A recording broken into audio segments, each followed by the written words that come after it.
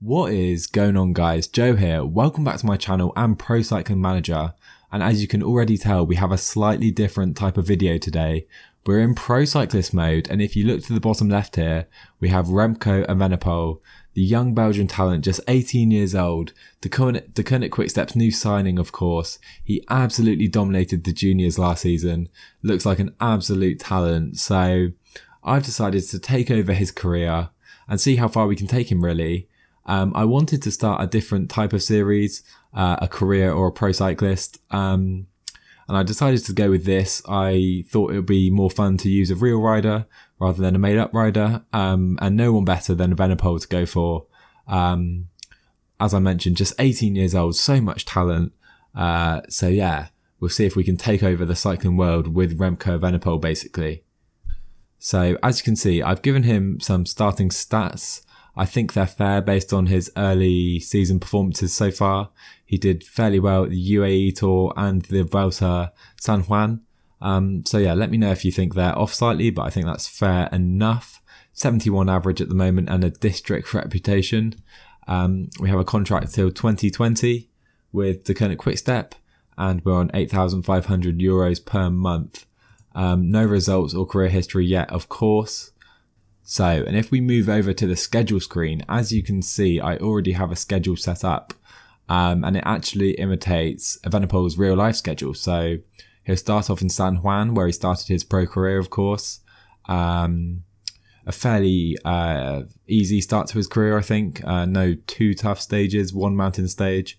Then he'll head to UAE, where he rode really well in real life. He came 15th, I think, on this stage. And then he was forced to abandon on stage 4, so hopefully we can avoid that. Then we'll go to Belgium for a few Belgian classics, some of the smaller classics though. And then we head to Catalonia for what will be a really fun race, I think. A lot of hills and mountains, which will of course really suit Evenepoel. Then we head to the Tour of Turkey in April. A few stages we can look to impress on there. And then that's actually the end of his schedule so far on Pro Cycling Stats. The rest is to be confirmed. So obviously, as we progress through, we'll overtake real life, and then we'll have to kind of choose our own schedule. But at least we can start with the real schedule and see how we can do compared to Evenepoel did in real life. So taking a quick look at the squad, as you can see, Quick-Step, of course, one of, if not the strongest teams in cycling right now. Alaphilippe leads the team. What a rider he is. Viviani, one of the best sprinters as well. We have Youngles, Gilbert, Lampert, Stuyber, Enric Mas, who's one of the most talented stage racers as well, just 23 years old. Already some incredible stats on him. We're some way behind, but of course we're 5 years behind as well with Evenepoel. And another few good sprinters as well in Jakobsen and Hodeg. So an incredible team, no doubt. So hopefully we can make an impact really in what is already a stacked squad. So if we take a quick look at the progression screen, we can see how we can expect Evenepoel's stats to evolve. So obviously going to be really good in mountains, time trial we'll expecting to have all the skills of a really good stage rider. It looks like he'll lack the sprint and perhaps cobbles slightly, but apart from that he's going to be really well rounded, we hope. Excelling in time trialing and mountain stages. So guys, we have reached the 27th of January, which is the date of the first stage of the Vuelta San Juan, of course, Evenepoel's World Tour debut. I'm just going to take a quick look at the results so far, try and keep you guys updated with what else is going on in the cycling world. So in the Tour Down Under, Viviani actually took 2 stages. Youngles was our GC rider. There's Viviani's second stage win ahead of Gaviria. But yeah, Youngles was our GC rider. He could only manage 9th on Willunga Hill though. So Ion Izagiri took the Santos Tour Down Under. No other massive races so far. Sagan won here in Mallorca, I think that is. Second Mallorcan race here took by Benoot. But yeah, here we are for the first stage of the San Juan. 146 kilometers. It's a flat stage. As you see, Arnaud Démare is the favourite.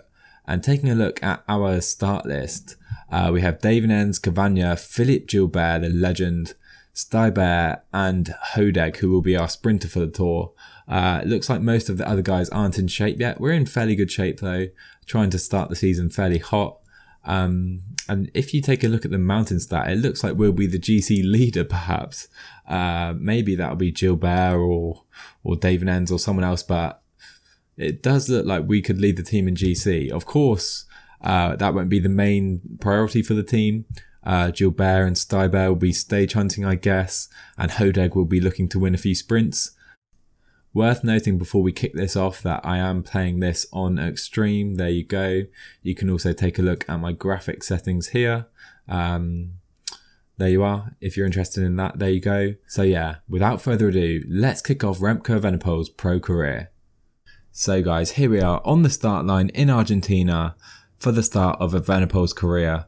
And as you see, we've been given the role leader outsider. So the team are going to ride for us. Looks like Gilbert and Stuyber are going to be kind of free elements stage hunting, as I mentioned, and Hodeg will be our sprinter. So here we go. Let's kick off the Tour and Evenepoel's career in the pro peloton. There we go. What a sight. Here he is in his Quick-Step jersey. Good look at him there. What a sight to see that is.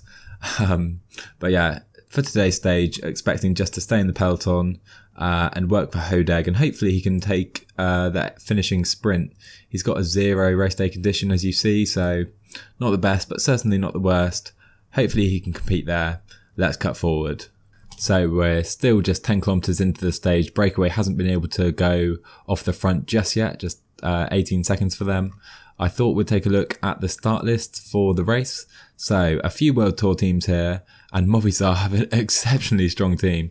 Valverde, Amador, Betancourt, Carapaz, Mikel Landa and Marc Soler. What a team for Movistar. Education First have Mike Woods as their leader. They also have Martinez and Van Garderen, strong team for them as well. Astana bring Miguel Angel Lopez. FDJ bring Demar as their leader. Reichenbach will be their mountains, their GC leader. Sunweb bring Michael Matthews as their leader.